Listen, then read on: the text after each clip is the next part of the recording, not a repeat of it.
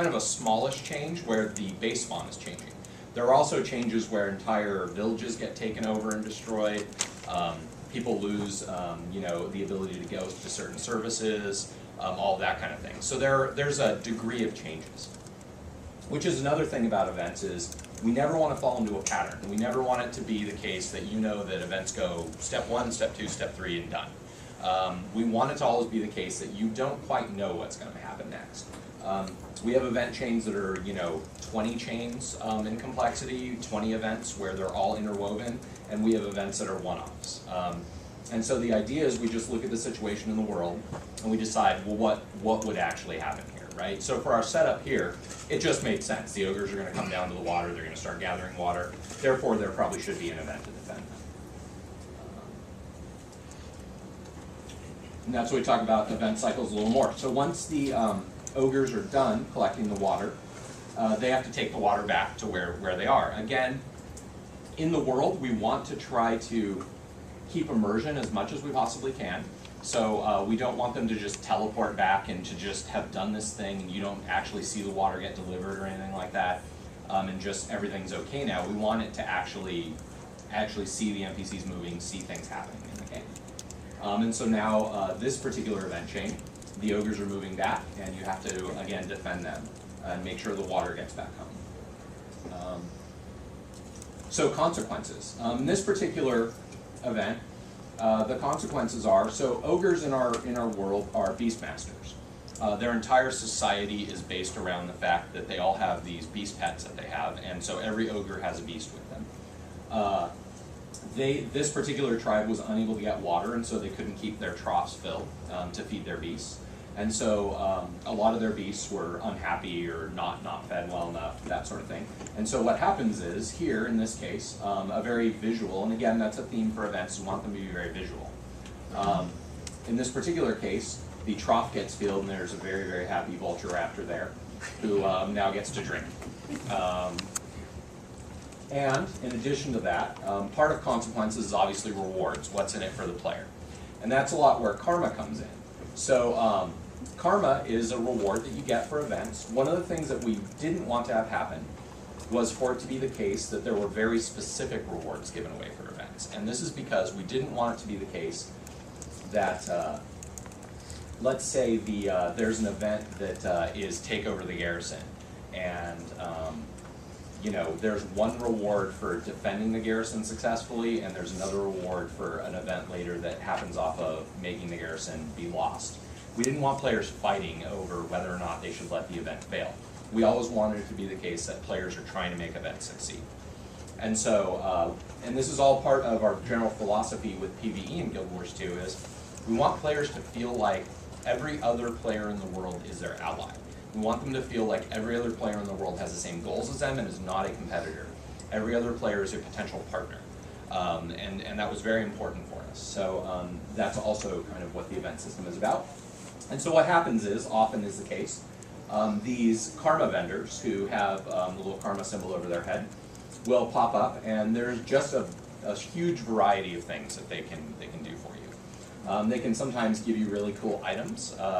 So if anybody plays the Defend the Garrison event, if you liberate the garrison kind of out in the persistent world in the human demo, there's a guard who actually has another event where he wants to go to an armory and collect some weapons, and if you manage to do that one, he comes back and he turns into a vendor and sells the items that he just got, how you helped him get, and they're really pretty cool items. And so some of you may have seen videos, the Golem battle suits that people were running around in. Those are actually event rewards that people got from a karma merchant.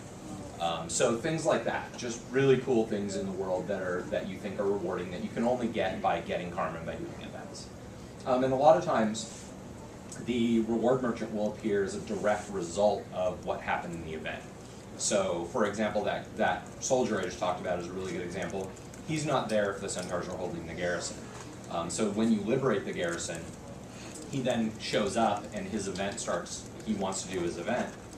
And then when the centaurs take the garrison again, if he's there as a merchant, he goes away. And so those are kind of consequences of what happens in the world. And we want all types of different things to happen, different types of rewards. So there's the Shatterer. So basically, in conclusion, we want events to be immediate. You can't have to read a big story about what's going on in order to understand what's going on in an event. You need to be able to kind of see, hey, this is going on, and this is what we need to do in the event. Events need to have consequences, so they need to change the world in some way. Events need to be rewarding for players, so there needs to be a cool, like, hey, we succeeded at this event, what does that buy us? What happens in the world? And events need to interact with each other and change sometimes, and sometimes, with the Shatterer event, for example, if the cannons get destroyed in that event in the back line, it kicks off a escort event where a repair caravan starts trying to come in and repair the cannons.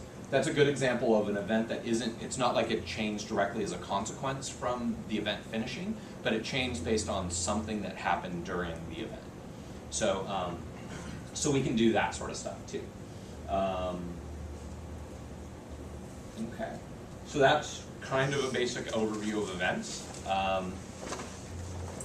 Does anybody have any real quick questions about what an event is? Does everybody think they have a pretty decent understanding about what an event is? Okay. Yeah. Just a quick question. Do the events eventually reset? In other words, think about the water hole of the harpies and clear the water hole, the harpies move out, and the youngers are able to get back in. Is there any point where the harpies come back in and say, yeah, so there is. So this has been one point of confusion. That's a good question. So let me clear this up. This has been one point of confusion I think that we've seen from some people. Events are not permanent. They don't have permanent consequences on the world. By that I mean, if a town or village gets destroyed, if harpies get driven out, it's not that they're there forever. However, events have persistent effect on the world. What I mean by that is, whatever event effect completing or not completing an event has in the world, it's persistent in that it stays that way until something else comes along and makes it so that it doesn't. So in that particular case, what will happen is, harpies in the area will eventually start coming back in gradually, and if enough of them eventually take over that area, then the harpies will again establish their nests in that area and that sort of thing. In the case of towns and things like that getting taken over, the town gets overrun. It's overrun until someone comes along and does something about it. And so that's what we mean when we say they're persistent. It just wouldn't have been practical for us to do permanent things. Now, we have said that there are permanent consequences in the world, and when we say that, what we mean is your personal story. So that's when there are permanent consequences in the world. So, for example, during your story, if you decide to let another character live or die, that character is going to live or die, and that's going to be undoable. And that's a example of a permanent consequence. And that stuff happens in your personal story. So a good way to think of it, personal story equals sort of permanent consequences, persistent world equals persistent consequences. Hopefully that clears that up. Cool. Anybody have anything else? Okay, so let's actually dive into to creating an event. So the first thing that we need to do when we create an event is we need to decide where the event takes place. So where is our event going to take place? We actually have narrowed the choices down because we've got a really big world, but we have 3 entire different maps that we're going to let you guys choose from where our event happens in. So we can have Colin and Jeff here give us a brief rundown on what these places are like. Sure. The chef recommends 3 different specials. The first one we have is Timberland, and as just going forward, when we name our maps, we have an in-house name, and we have a final name. The in-house name is for when we're doing design. This is known as Alpine Timberland. And then as we move through it, we know more about the map, we know what the props are, we know how it's laid out. We go to a final name. In this case, will be known in game as Timberline Falls. And as you can see, it's a map that has a lot of snow and mountains and a big spur.